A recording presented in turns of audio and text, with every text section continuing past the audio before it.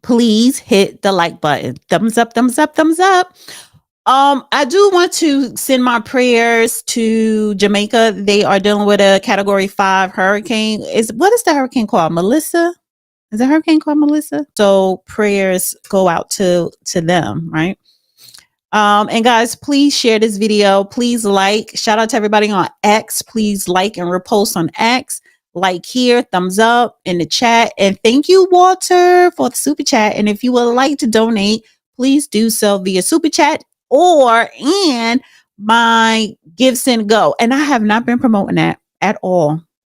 That's why I have not been getting. I haven't put the link in the description, and I got to do that. I'm so behind. So just send a super chat if you want to support or Cash App. All right, honey, let's get into this snap. Trump administration says it will not use emergency funds to pay for federal food benefits with a fast approaching deadline. CBS's Christina Fan is in New York with details on that. Christina. Well, Jerica, 1 in 8 Americans rely on SNAP benefits, and tonight there is mounting worry for them. They might not be able to afford food with money running out 1 week from today. I think people are starting to panic. Food banks around the country are flashing warning signs. We've been having about 7 to 10 new people a day this week. Look at that. That was full this morning. The pantry at Calvary Episcopal Church in Kentucky ran out of food for the first time in its 43-year history. We feel like this is the tip of the iceberg. Members of the California National Guard are now deployed to help food banks in the state.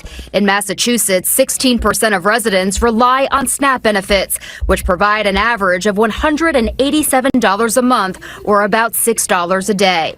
Democratic Governor Maura Healey holds President Trump responsible. Leadership is a choice.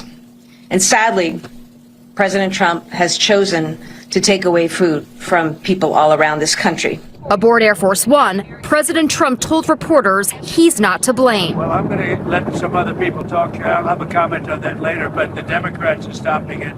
The sudden loss in federal food aid will ripple beyond homes into stores and businesses. Every dollar in SNAP benefits generates $1.54 in economic activity. Quite a bit of our sales come from EBT recipients. Right now, it's making up about 10 to 15% of our total sales a month.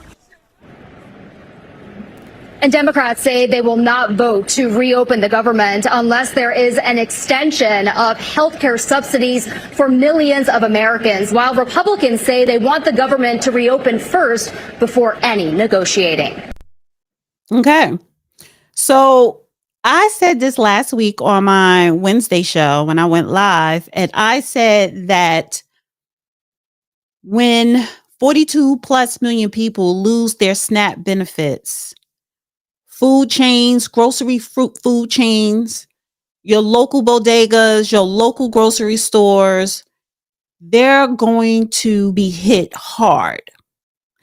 And they're going to be the ones knocking on Democrats and Republicans' door saying you need to end this shutdown, because they are going to start losing money.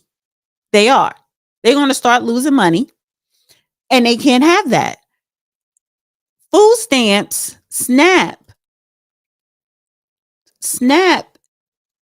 actually make up 20% of food chains revenue. And that's a lot. That's a lot. So, Congress needs to get it together, particularly the Democrats, because nobody's not stupid. We know that you guys want to include illegals having access to Medicaid. I'm not sure about Medicare. You want them to be able to go to emergency room without being picked up by ICE. You want them to be able to go to emergency room and be seen without walking out with a bill. They want health care for illegals.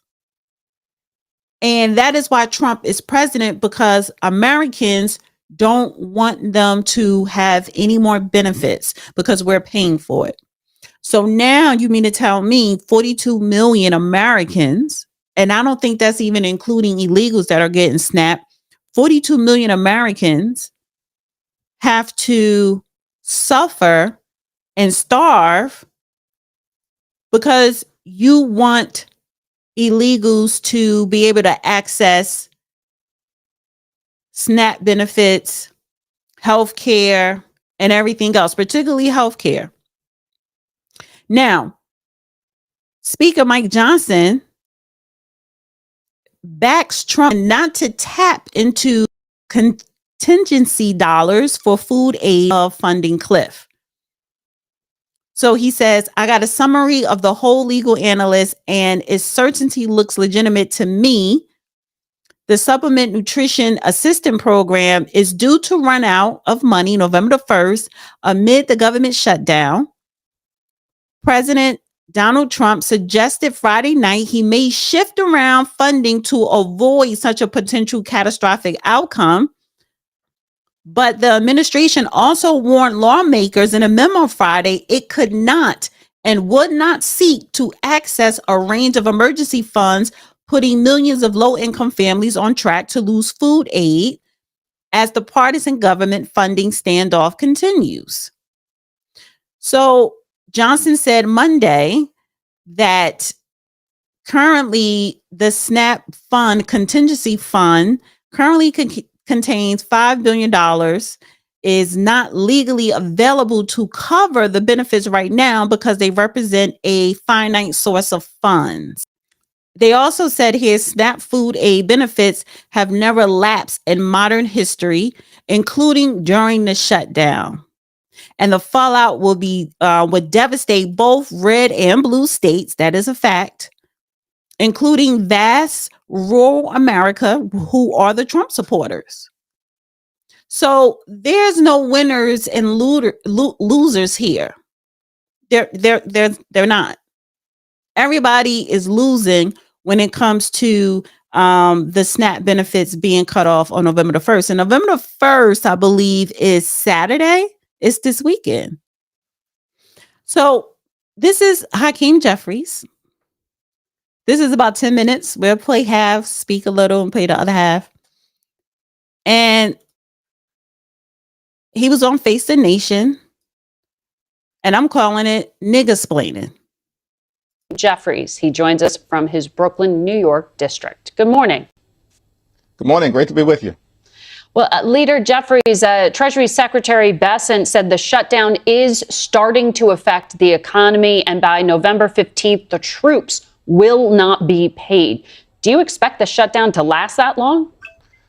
I certainly hope not. This is day 26 of the Trump Republican shutdown, and as Democrats, we've maintained from the very beginning and continue to maintain we will sit down anytime, any place with anyone, either at the Capitol or back at the White House, to reopen the government, to negotiate a bipartisan spending agreement that actually meets the needs of the American people, and to decisively address the Republican health care crisis, particularly as it relates to the urgent need to extend the Affordable Care Act tax credits so we can prevent tens of millions of Americans from experiencing dramatically increased health insurance premiums that will make access to a doctor unaffordable. I want to come back to health care in a moment, but the Treasury Secretary accused you of playing politics personally. And I know that your Democratic whip, Catherine Clark, said on Fox this past week that shutdowns are terrible, but as she put it, it's one of the few leverage items Democrats have.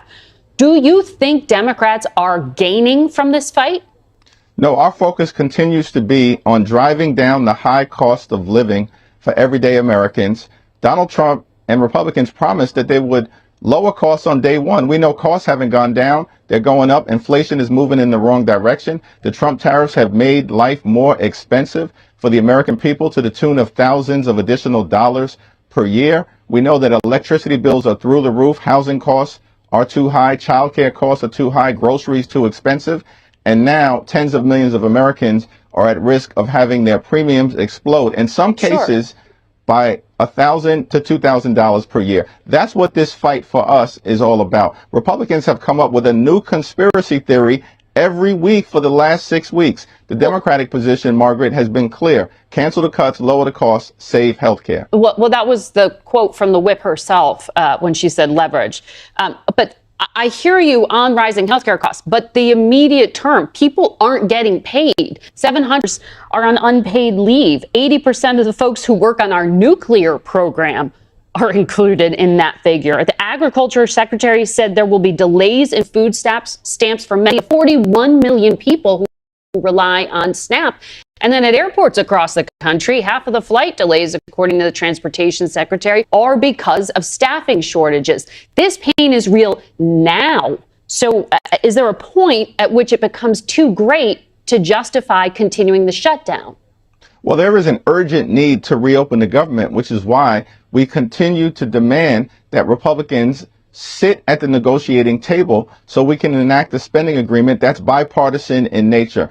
That's what we've called for from the very beginning. But the Republicans are saying they won't do that until you pass the funding bill, the clean funding bill that already passed the House. Why can't Democrats in the Senate get on board with that? Well, we've made clear, and I'm thankful for the leadership of Chuck Schumer and Senate Democrats, that we will not going to support a partisan Republican spending bill that continues to gut the health care of the American people in an environment where Republicans have already enacted the largest cut to Medicaid in American history. Hospitals, nursing homes, and community-based health centers are closing all across the country. There's the possibility that Medicare could face a $536 billion cut, the largest cut to Medicare in history, if Congress doesn't act by the end of this year because of what Republican policies have done in the one big ugly bill. And now they refuse to extend the Affordable Care Act tax credits. That impacts working class Americans, middle class Americans, and everyday Americans throughout the country, including in rural America. Well, they haven't refused.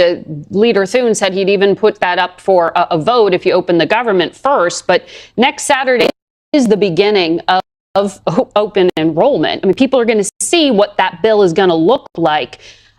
Practically speaking, aren't you out of time here? Insurance companies have set these premiums in place. That's how they're already in the mail for people to open and see on Saturday. What becomes the strategy after November 1st if this shutdown lasts that long?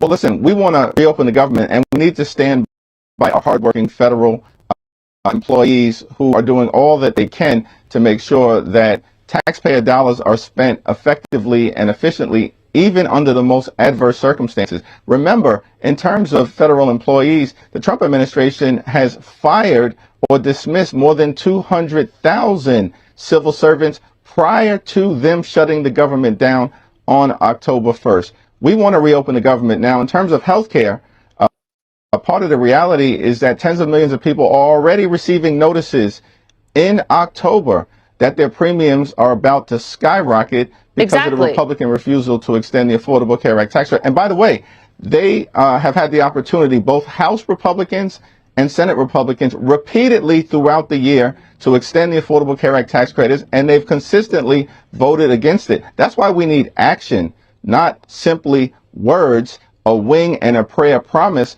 from people who have tried to repeal the Affordable Care Act more than 70 different times since 2010. But aren't the premiums already locked in here, or are you saying Republicans are right when you can make up for it at the end of the year with the tax credit? The premiums are not locked in terms of the reality that if we can act legislatively and act now, we can extend the open enrollment period. We can push it back, and we can intervene as a Congress in order to actually protect the affordability of health insurance for tens of millions of people. All right, Leader. So he's full of shit right there, because that he's not making any. That was a very good question she asked, because the premiums are already locked in. So the premiums are the premiums under what, under the Biden administration, because Trump just got elected. So he didn't, his administration or his Congress, they couldn't do anything to whether to increase or decrease the premiums. The premiums are the premiums. This Obamacare is, listen, a lot of people like Obamacare. I really don't. The only good thing about Obamacare is that if you have a pre-existing condition, you will not be denied. Whether it's a Republican Congress or a Republican president or a Democrat Congress or a Democrat president, our healthcare system has always been shit. And now you have a whole bunch of illegals in this country receiving free healthcare. They're not paying a premium. So in this bill, I believe that the Republicans only want to extend the premium credits or whatever, or the Affordable Care Act for 1 year, and then they go back next year and review it again, whether to make changes, add stuff, or take stuff out, and then pass a new one, right? So the Republicans only want to extend the Affordable Care Act stuff, insurance for 1 year, and then renegotiate it or whatever as far as the premiums. And the Democrats disagree with that. And the Democrats also want the illegals to have access to Medicaid as well. And so scratch out illegals. First of all, you should not, the Democrats are wrong on wanting illegals to have access to health care. Just sign the goddamn bill. Because basically the Democrats are saying, if you starve, you starve. We're not going to sign off on this bill to end the shutdown. Speaker Mike Johnson said, even though Republicans outnumber Democrats in Congress, technically the Republicans do not control Congress. They need 60 votes in the Senate to pass a bill without it even being filibustered. That's really not a majority of Republicans controlling Congress, because they need, I think, at least 7 Democrats. No, not for that bill. But they still need a good portion of Democrats to sign off on the bill in the House and the Senate to avoid the shutdown. So if all the Republicans are for it, and they're saying for this one section dealing with the health care, because that's the holdup, we're extended for a year, the ACA, Obamacare, or whatever they want to extend or whatever, or the premium discounts. And then we'll renegotiate that. But the illegals aren't going to get any health care. And this is why I say this ticking time bomb, the bomb already went off. This shutdown is on the Democrats, because you are willing to let your blue urban cities go hungry, end up in chaos. And even in red states, you're willing to have Americans struggle to feed their children and their family just because you don't like Trump,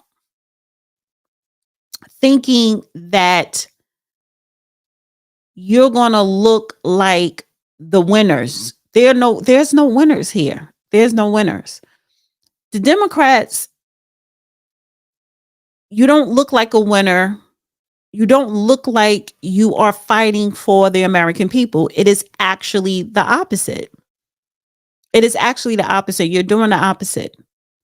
Because if you were for the working class, right, hardworking Americans, then you would just sign the damn bill. What is happening next year in 2026? The midterms. So if you think this bill isn't good, wouldn't it make sense to just say, listen, we cannot have 45 million Americans starve, women, men, and children. We're past this bill, but there are going to be other bills down the line that you guys don't have to sign off and help them and help the Republicans pass. And if this bill is bad for America, wouldn't that help the Democrats during the midterm? Because then you have a very strong message to run on for midterms election. And midterms elections are way more important a lot of times than the presidency. Sign off on the bill. And on top of that, so it's October 27th. If they come and make a deal on the 30th or tonight or tomorrow, people are not going to still get their benefits, their SNAP benefits by November 1st, because that checks or deposit, however is funneled through, had to already been going out already. So they missed the deadline for it to hit everyone's EBT card. But if you still pass it before November 1st, they probably could get it November 15th. But just pass the bill. It's not that hard. Pass the bill. And if the bill is so bad, like you Democrats claim it is, then that is something that should help you guys win your reelection and even flip some red seats to blue. So I don't think it's about that. You don't like Trump. They're holding this bill up out of spite. They're keeping the government, Democrats, keeping the government shut down out of spite because he's rounding up all your illegals, all the people that you wanted in these blue cities and states so that you could stack Congress and stack the state elections so that everyone could you get more representation. You're upset that he's rounding up these illegals, which is bad for you. So now you are just sticking it to everybody. Everybody has to suffer because you're upset, Democrats, that you're not getting your way. Only thing you guys have to do is just sign the bill. Now, it says here, U.S. Senator Katie Brett announced today that she's supporting a bill that could provide funding for food stamps during the ongoing government shutdown. She's a Republican out of Alabama, is signing on to the Keep SNAP Funded Act. So this is a bill that the Republicans came up with to keep the SNAP benefits funded, which will allow Congress to appropriate the necessary funding to provide uninterrupted SNAP benefits. Senator Brett's announcement comes after the Alabama Department of Human Resources announced food stamps for more than 750,000 recipients in the state will be suspended next month. Close to 1 million. I want to finish playing the rest of this clip. Welcome back to Face the Nation. We return now to our conversation with House Minority Leader Hakeem Jeffries. Leader Jeffries, I want to ask you about some other matters as well. In New York City of more than 8 million people, there's about to be an election of a new mayor. You waited until this Friday, the day before early voting began, to endorse the Democratic Socialist candidate Zoran Mamdani. Why did you wait so long? As I indicated, last several weeks, we've been immersed in the intensity around the government shutdown and the run up to that in advance of September 30th and the expiration of the fiscal year. But I support the Democratic nominee, as I indicated, and we're in alignment in terms of the issue related to affordability and the need to address it decisively for the city of New York. And of course, affordability is an issue. Let me stop it right there. You know why he waited to endorse Mendandi, and God help New York, because he doesn't believe in us being a socialist. He doesn't believe in his agenda. And Hakeem Jeffries, I don't care what anybody says, he is running for presidency in 2028. He is. But he waited because he didn't want to. They forced Hakeem Jeffries to get up there and endorse Mendandi, whatever the hell you pronounce his name.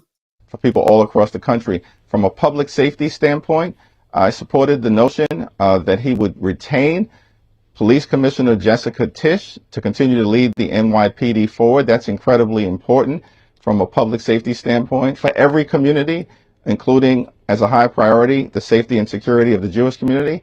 And in terms of the moment that we find ourselves in, Donald Trump represents an existential threat to the city of New York and beyond because of the extreme assault that has taken place throughout this year on the economy, on healthcare, on farmers, on veterans, on law-abiding immigrant communities, on due process, on the rule of law.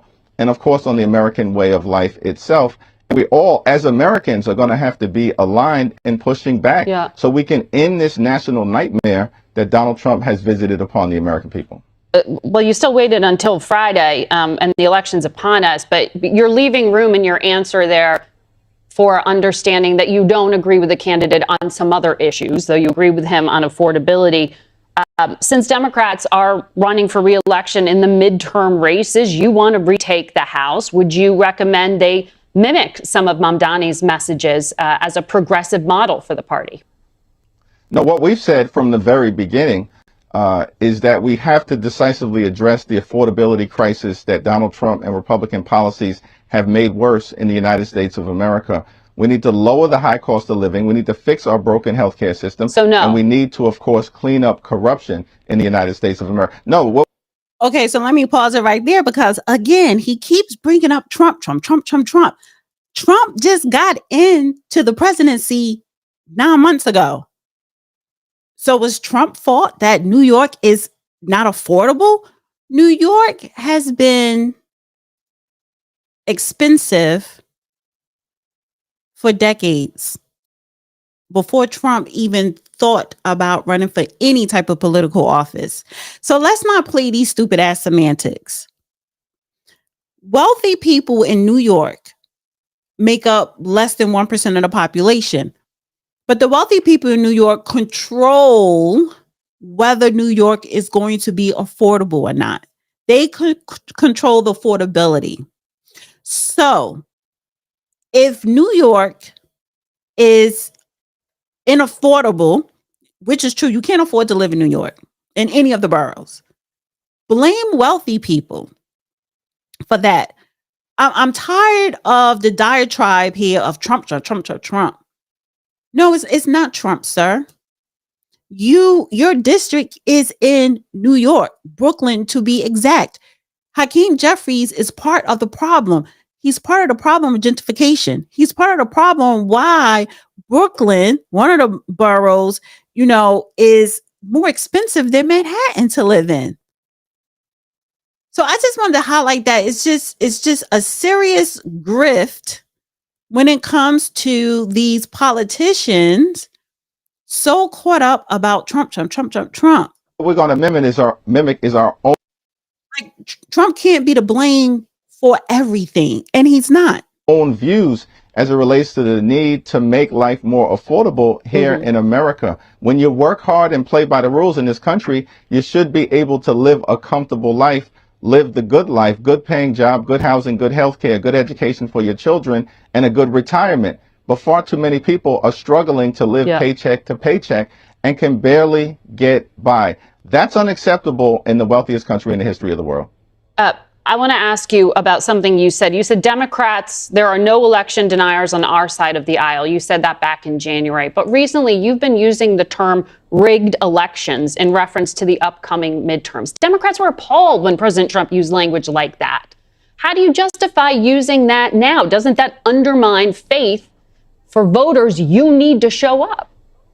No, I've been using that term in the context of Donald Trump's unprecedented effort to gerrymander congressional maps in a partisan fashion all across the country in order to rig the midterm elections and deny the ability of the American people to actually decide who should be in the majority as it relates to the House of Representatives. You know, Democrats are also going through gerrymandering and redistricting. No. Well, Democrats are going to push back aggressively to make sure that we have fair maps across the country, not partisan gerrymandering, which Republicans have initiated in state after state after state. Leader Jeffries, thank you for your time this morning.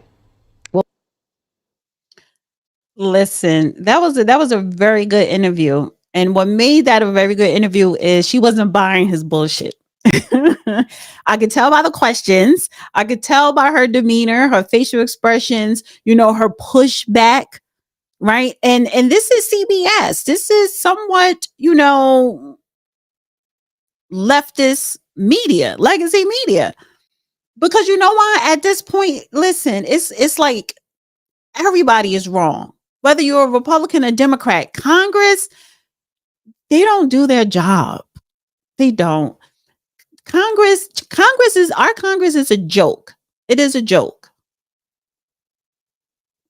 They're wealthy, they're well off, they have bodyguards, they have the platinum Cadillac insurance. Once you get elected, you're in. You don't give a damn about your constituents because you're not doing what you're supposed to do.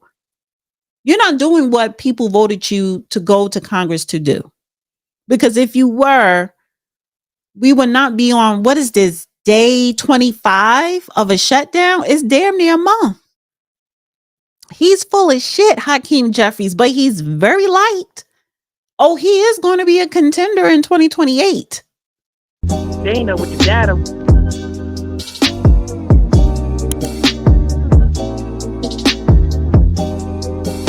Dana with the data.